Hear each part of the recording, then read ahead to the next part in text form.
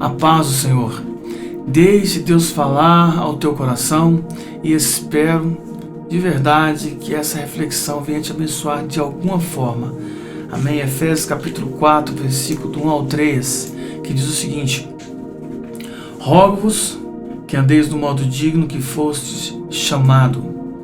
Aqui já começa você a ter que redobrar a atenção pela forma rogo-vos. Então, redobre a atenção, algo muito importante, que andeis no modo digno, a dignidade que foste chamado. E esse chamado aqui, rapidamente a gente vê em nossas mentes que é o chamado pastoral, o chamado missionário, é no altar ali, adorando, louvando. E não, ele é muito maior que isso. O chamado aqui é ser cristão, imitadores de Cristo, pequenos cristos. Então, se você viu que abrange muito mais, não é? E vai dizer algumas fragmentações acerca dessa caminhada, dessa dignidade, desse chamado, com toda humildade. Eu confesso a vocês que, ao passar dos anos, eu percebi que há uma total discrepância entre simplicidade e humildade. Conheço pessoas simples e humildes, mas eu também conheço pessoas simples no falar, no se vestir, que não são humildes. É sério. Conheço pessoas que são aquilatadas na forma de se vestir, robuscadas no falar, mas são pessoas humildes. Mas também conheço pessoas assim arrogantes. Só estou querendo dizer que há uma total diferença entre humildade e simplicidade. A simplicidade fala daquilo que é de fora, mas a humildade é da essência. Lembre-se que o humilhar precede a honra e a soberba a ruína. E vai dizer assim, com mansidão. Mansidão também vem em nossas mentes uma pessoa calma, uma pessoa com um falar bem manso, e acha que essa mansidão fala disso. Mas mansidão fala de uma pessoa que consegue manter a paz, o domínio. Mansidão, mesmo que tenha uma bomba atômica para estourar aqui dentro. Com isso, ele consegue também conter situações externas. É a pessoa que traz paz e traz mansidão às circunstâncias críticas. E Provérbios diz que o homem que não controla a si é como uma cidade com as muralhas derribadas. Não há valor nele. Um exército passava ao lado de uma cidade e via as muralhas derribadas, os portões destruídos e falava: não há nada de valor lá dentro. Porque se tivesse valor lá dentro, ela estaria totalmente protegida. Vai falar sobre longanimidade. E é uma questão que às vezes me machuca, porque as pessoas elas são mestres em desistir do próximo. Dizem que o exército de Deus, dos cristãos, são os que abandonam, não é? Os soldados feridos. Interessante é que as pessoas elas agregam mais com aquilo que é compatível com elas e elas desistem mais rápido daquilo que não é compatível. O que eu estou querendo dizer? Que se a pessoa que eu estou caminhando, ela comete um pecado, um erro, que fere um princípio meu, a tendência de eu desistir é maior. Mas deveria ser ao contrário. Deveria gerar em mim mais compaixão, mais amor, mais longanimidade. Porque um dia foram longânimos comigo. Um dia foram com você. E quando isso fere um princípio meu, e mesmo assim eu continuo na caminhada, mesmo assim eu persevero, eu sou longânimo, eu estou expressando Cristo. Porque Ele não desistiu e nunca vai desistir de mim e de você. Há uma promessa: estarei convosco até o fim, a consumação de tudo.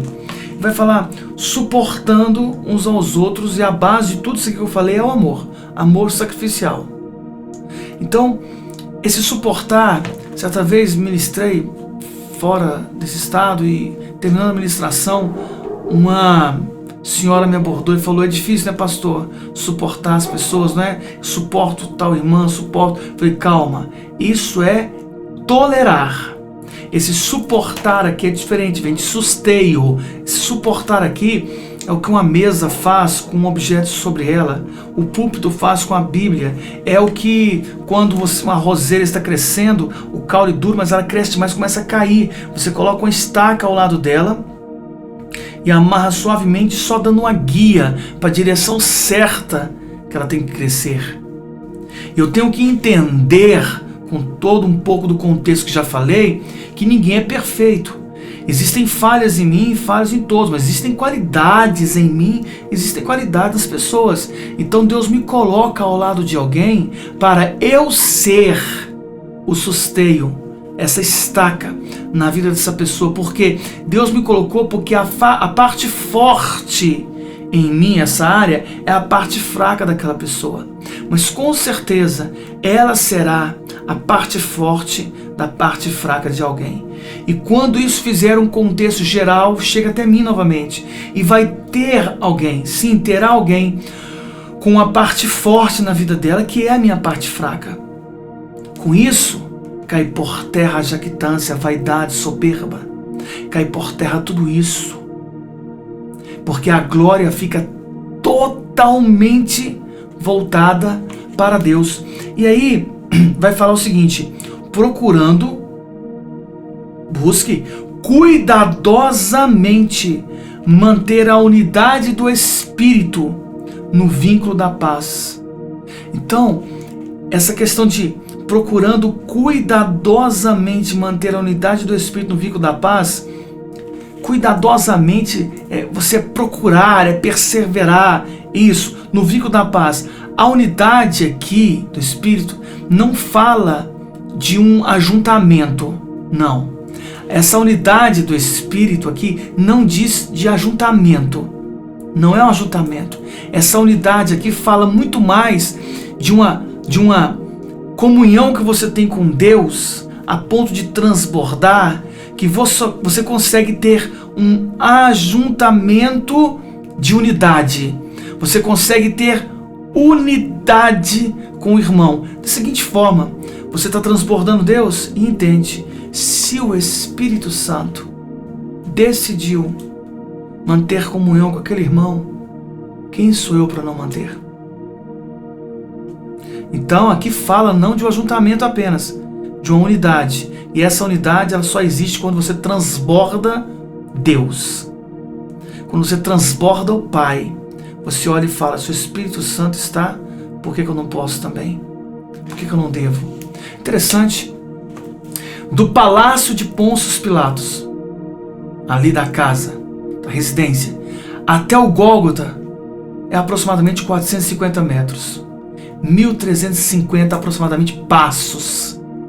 Todos eles foram dados por Cristo. Por Cristo.